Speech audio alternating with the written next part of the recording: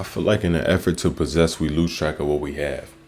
And in saying that, I really just mean that, we lose a lot of our potential and we diminish a lot of our opportunities by not using what we have. And we have to really just start with what you have.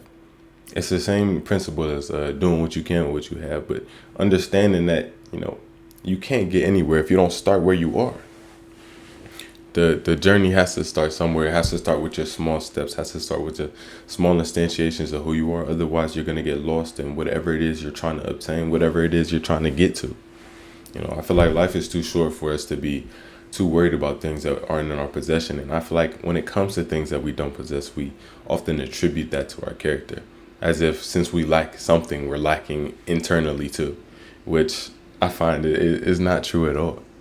I feel like nothing in this world is truly within our possession except for ourselves. And I feel like once you come to that realization, then everything is just, an experience for you to gain or something for you to appreciate rather than something for you to hold on to and act as if it's yours 100% of the time.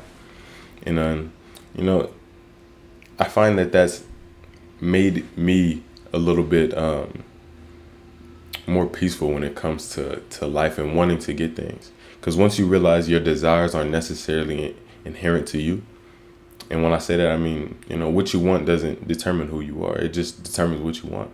It's not a matter of whether or not you deserve it. Oh, do I deserve this? I got this. Do I deserve it? Can I appreciate it? It's, did you want it? Like, do you want it? And I feel like once we sort of break down our own barriers and get out of our own way, it allows us to sort of experience what we want. Because I feel like a lot of times when we're looking outward, trying to get things, trying to find possessions, people, experiences, validation, it's never for that circumstance, never for that event, but for ourselves. Most of the time, it's just a reflection of how we feel about ourselves internally. And I feel like a lot of people just act upon how they feel about themselves. And, once you figure that out, I feel like the subtle importance to life, the subtle importance to anything we do is just to make sure you feel good about yourself. Make sure you feel good about what you're doing. And it's not necessarily having to achieve a lot. And I've said it in many videos, but it's not about what you possess, but how much of yourself you have in your possession. It's never been about the material, never been about whatever it is that surrounds you, but, what is being surrounded. And that thing is you. You have to learn to validate your own perspective. Otherwise, you look for validation elsewhere. Like, that's like going out and asking somebody, do you think this is beautiful, just because you think it is? You need that validation just to accept the fact that it is. And that's not to say don't listen to other perspectives or don't open your mind to possibilities other than the one that you've had. But realize that if you don't validate your own perspective, then it's not like you're opening yourself to other perspectives, but you're just trying to get it from other places. And I think that when you're like online or whenever you're looking into self-help content such as this or whatever you want to call this philosophy, I feel like it gets very easy to just attribute whatever is being said right into your head. And it's not to say that you shouldn't accept whatever I'm saying, but to say, you have to make it intimate. Make it personal to yourself when it comes to that. And I feel like once I started doing that, it made it so much more meaningful, so much more, just whole. Whenever I was working on myself or working on self-help or doing anything that I feel like contributed to me, because once you understand you have to be present in order to learn about yourself, then it's pretty much all you're going to want to do. I feel like our presence is our greatest gift in life. It's where we can receive the most because it's where we're truly experience the world for what it is, rather than trying to think through how the world is or think through how we are in the world. Instead, we're trying to find out. And I feel like a lot of us lose our battles first in the head. We lose our battles in thought before we even go into battle, because we're so caught up in how it will go and how things are and trying to predict the future that we lose the present. We try to base it off the past, but if you're basing it off the past, all you're going to do is repeat it. If you live in the past, you will have no future.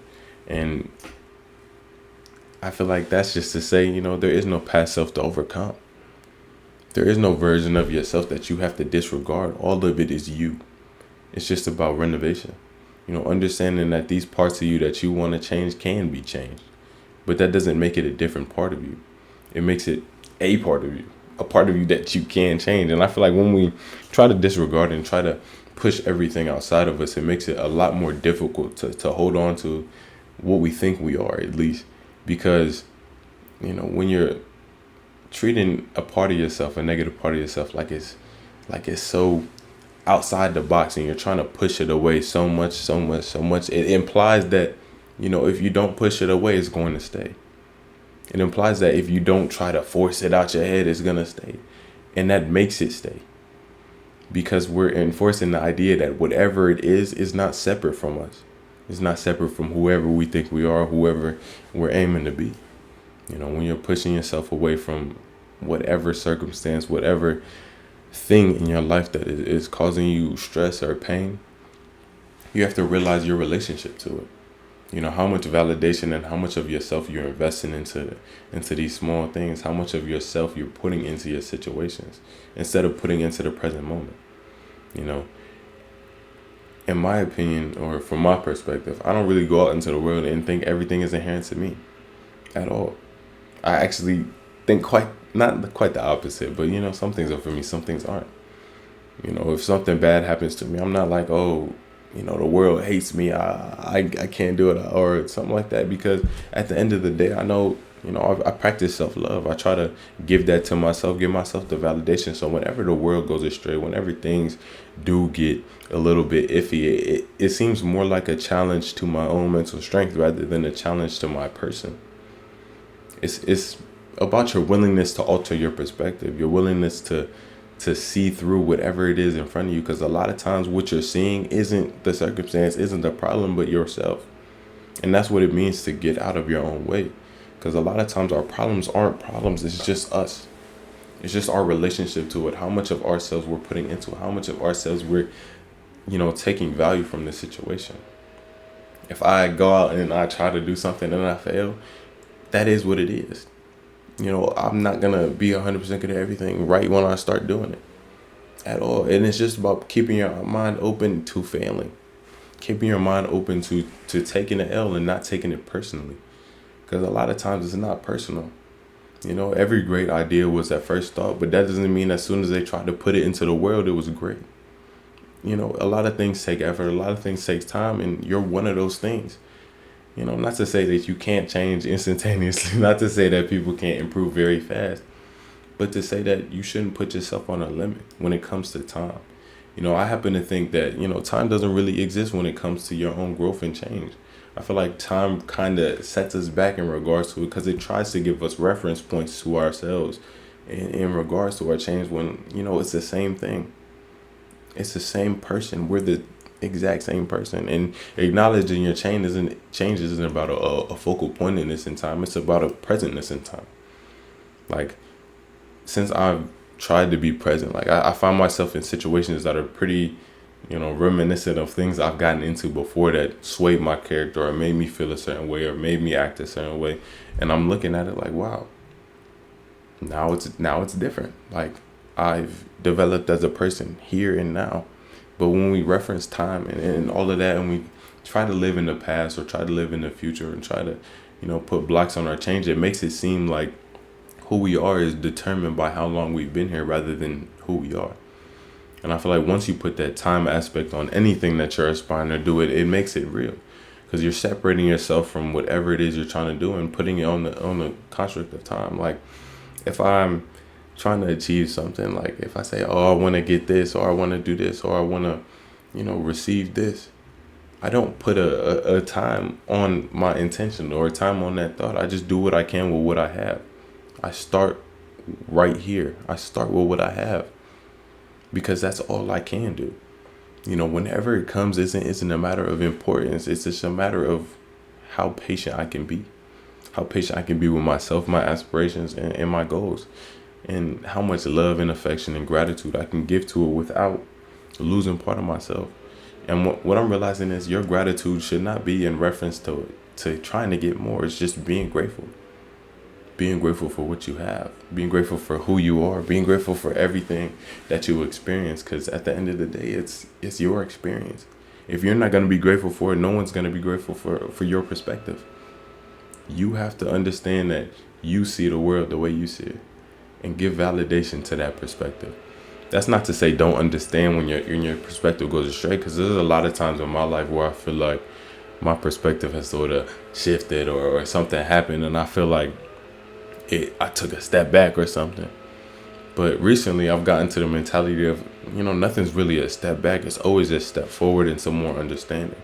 Because a lot of times it's subtle cues and subtle things that we do that send us, quote unquote, back to our previous mentalities, our previous world outlooks, views, and whatnot, because we fail to be mindful of what it is that's causing us to feel that way.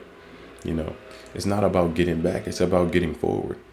You'll never have that new information again. You'll never be that same person when you first received it.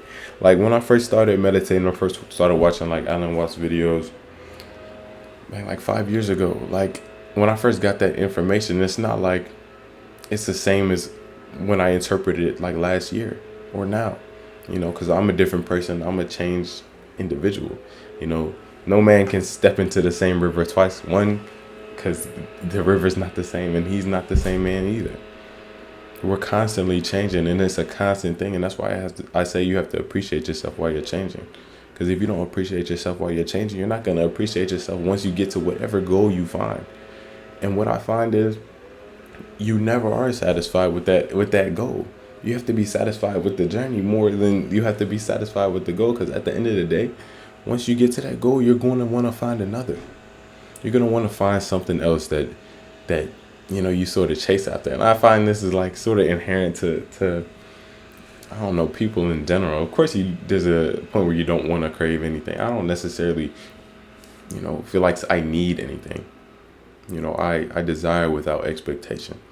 I don't need anything to make me feel valid in myself. And I don't feel like anybody does. Just the fact that we're alive is reason for gratitude enough.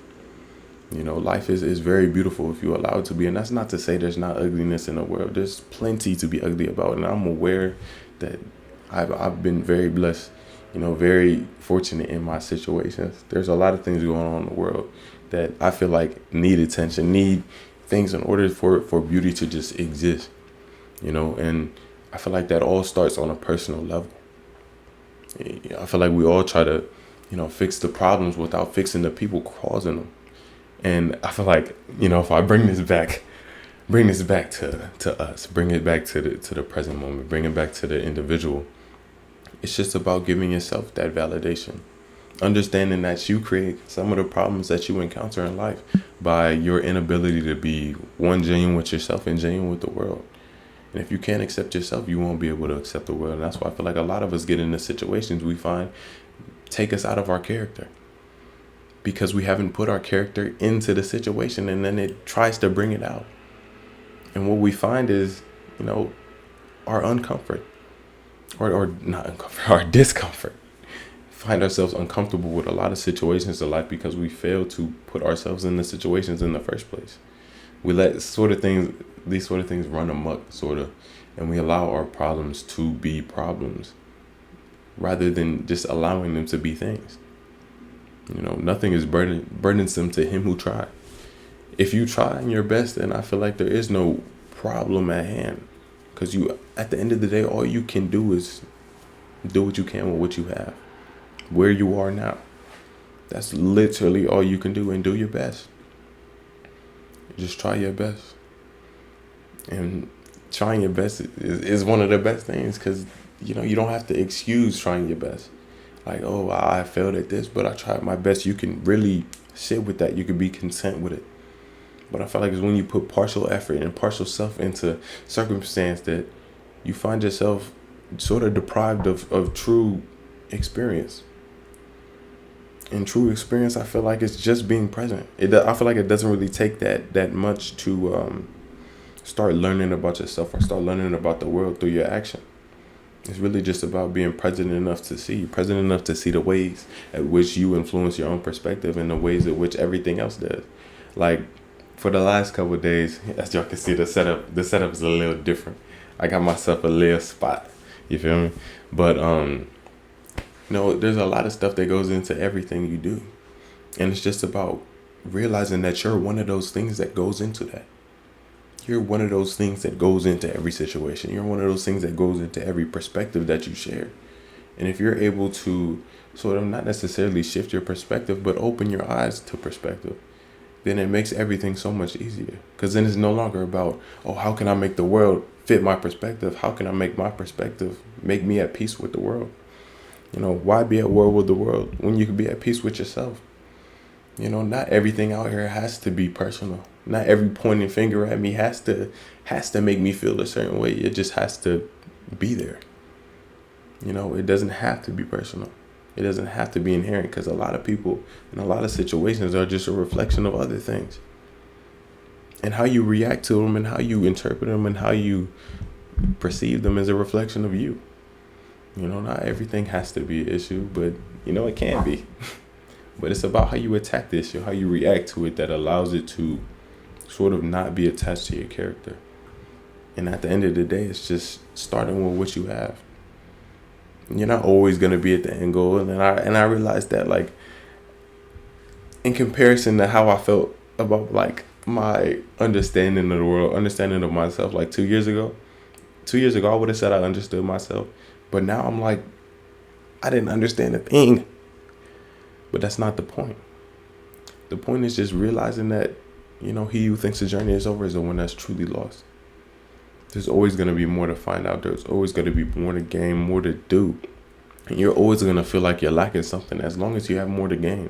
And that's why I feel like it's important to instantiate gratitude within your life, because you have to be grateful for what you have before you start using what you have, before you start wanting more. Because if you're not grateful for what you have, you're not going to be grateful for what you get. So if you made it this far in the video, thank you all so much. It's getting up there in time. I really hope you guys appreciated this video. This is the new setup, yo. I'm gonna put something on the door, I think. But I got my plants. That's Jerome, that's Menfrey. And then in the comments, y'all can name the middle one if y'all want to. But thank y'all. I appreciate y'all. Keep being great. Make sure you're taking care of yourself, and make sure you're being in front.